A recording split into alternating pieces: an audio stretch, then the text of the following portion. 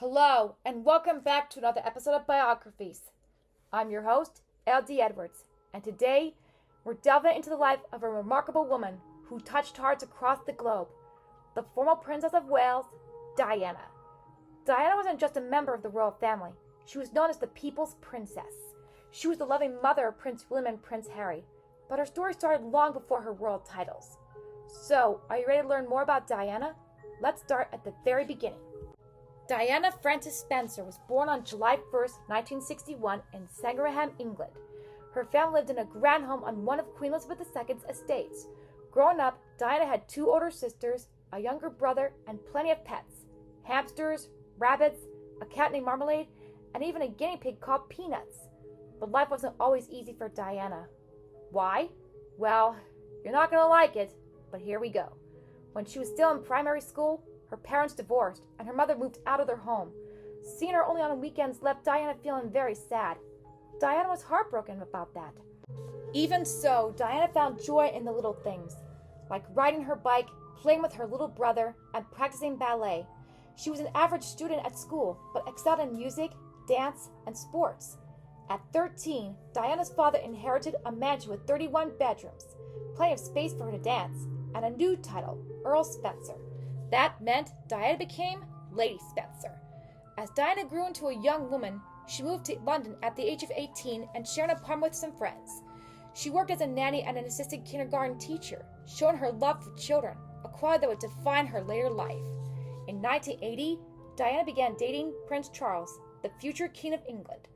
Their romance included phone calls, evenings at the opera, and dinners at the Buckingham Palace.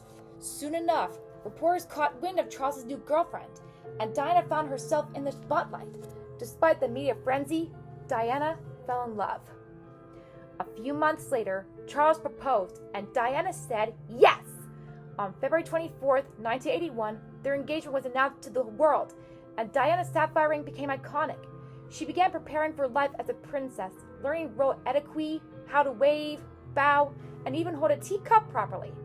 Then, on July 29th, Diana married Prince Charles in a grand ceremony at St. Paul's Cathedral in London. With 2,500 guests and 750 million people watching on TV, it was truly a fairy tale wedding. This is like a fairy tale dream come true for those who like it. Diana's gown featured sequins, lace, and a whooping of 10,000 pearls, and a veil that stretched 459 feet. Whoa, that is really long! Diana's new role as Princess of Wales was filled with royal duties, but her greatest joy came in 1982, when she and Charles welcomed their firstborn son, Prince William, followed by another boy, Prince Harry, in 1984. Diana was a devoted mother, changing royal traditions by raising her sons herself. She believed that a mother's arms are more comforting than anyone else's. Diana dropped them off at school, took them on royal trips, and showered them with affection, often in public. She tried her best to shield them from the media, but the cameras couldn't resist her charm. Diana became a fashion icon and the most photographed woman in the world. Despite the constant media attention, Diana used her fame for good. Yep, she sure did. She championed causes close to her heart, like banning landmines, helping the homeless, and raising awareness for HIV/AIDS. She spent hours talking to people, listening to their stories, and offering hope. Diana was a princess who cared deeply about other people. She wanted both William and Harry to understand the world beyond royalty, taking them to hospitals, homeless shelters, and even on public transportation to experience normal life. Diana hoped her sons would grow up with compassion and an understanding of people's dreams and struggles. Sadly, though, after 15 years of marriage, Diana and Charles divorced in 1995. Diana said she'd never be queen, but she hoped to be a queen of people's hearts. Then, sadly, tragedy struck.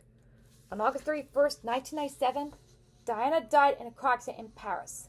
The world mourned her loss, with millions of flowers left at memorials and over 2 billion people watching her funeral on TV. Diana's legacy lives on in her sons, who continue her charity work, carrying forward her kindness and compassion. And that's the story of Diana, the people's princess.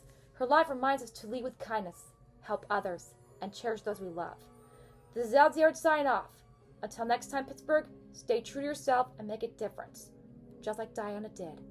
Diana, I don't even know if you can hear me from the above, but I really hope that you're watching your sons from below, and I hope you're doing the best you could to make sure they're following your footsteps just like you did.